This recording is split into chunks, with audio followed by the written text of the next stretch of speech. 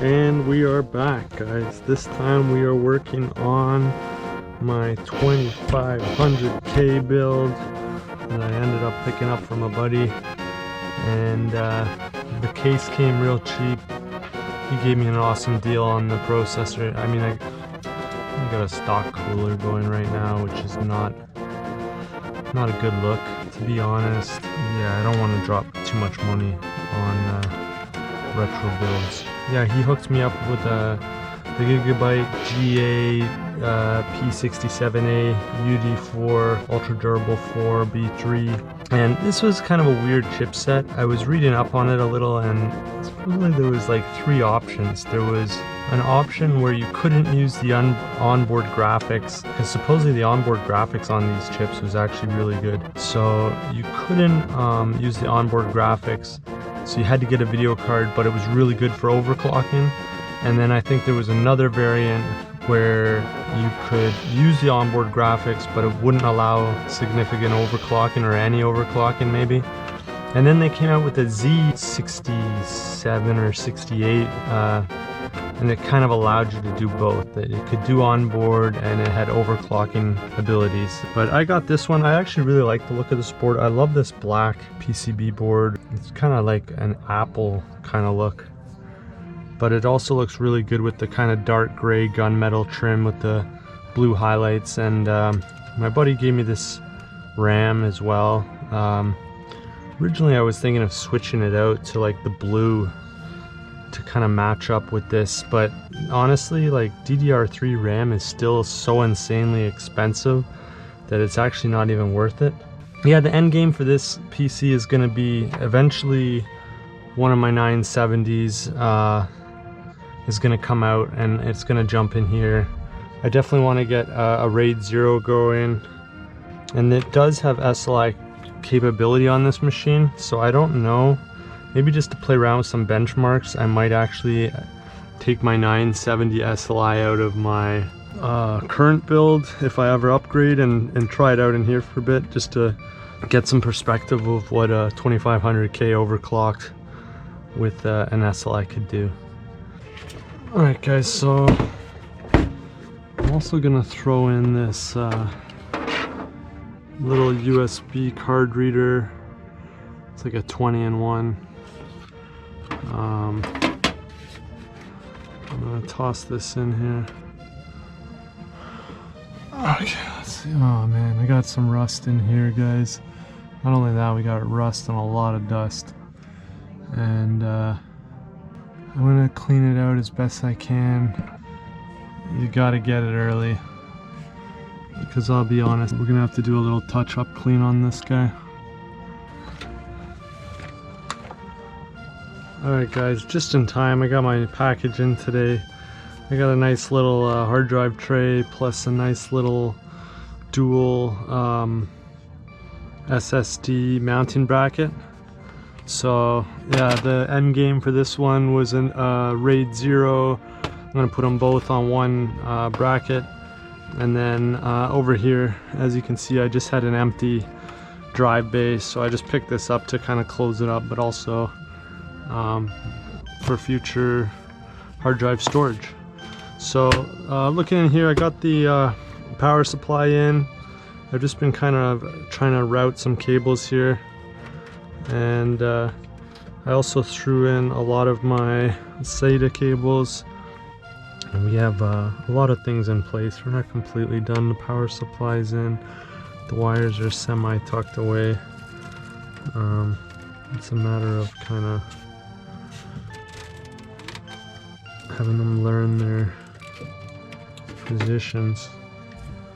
Yeah, we've got set up for a video card here. We've got set up for a few hard drives. We have all our SATA lined up here, and we have the USB 3 installed. Basically all the infrastructure's in. It's just a matter of getting a video card. And I don't know, potentially we could try out an NMV PCI slot drive, I guess. Like I haven't got one of those yet. could feed in one extra hard drive here. And yeah, I'm pretty happy with this. I think the wires could use a little work. The case is I mean, there's a window, but this is kind of tucked out of the way. So just kind of having that, get used to those positions. And then eventually, well, something like this going on. So for now, I guess that's all we can do. We got an extra hard drive slot there, and a little memory card / USB 3 bank right there. Temperature gauges are in place. Yeah, I'm pretty happy with how this is going. Hard drives and video card. That's it. And a new little update for this sweet little 2500K build. I don't know exactly if this is going to work out with a 500 watt power supply, but lately we came across this bad boy, the NVIDIA Titan, the original. And this guy, I believe, is a 260 watt power draw, and we've only got 500 watts, so we're going more than half to the graphics card alone. And I do have more fans in here than normal, so this could be a problem, but we're gonna throw it together and find out. So stay tuned. And there it is, guys. Everything running smooth. Everything running just as it should. And as you can see, we've got a nice fresh install of Windows 10 on here, and just loading up some Doom, getting ready for testing out some of the frame rates of what we can expect. Yeah, I'm really excited. We got all the drivers going for the Titan recognized and everything working as it should. And I just want to thank Charles. Thanks so much for the 2500K. This, I don't know how much overclocking I'm going to be able to get away with this power supply, but nonetheless it's working really good. And we got this case rocking USB 3 with all the memory card slots and an extra hard drive slot as well. So check out our thermals here. I don't know if you can see, but the CPU is idling at 36, hard drives are about 28, and the system's running about 28.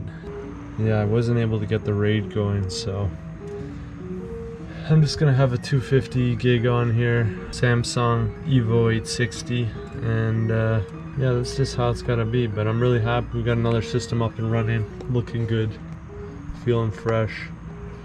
And yeah, this Titan, I think this Titan eventually will end up in the NVIDIA system. I'm gonna play around with the SLI for a little bit of the 9800 GTX Pluses, but the end game will probably be this Titan in that NVIDIA system.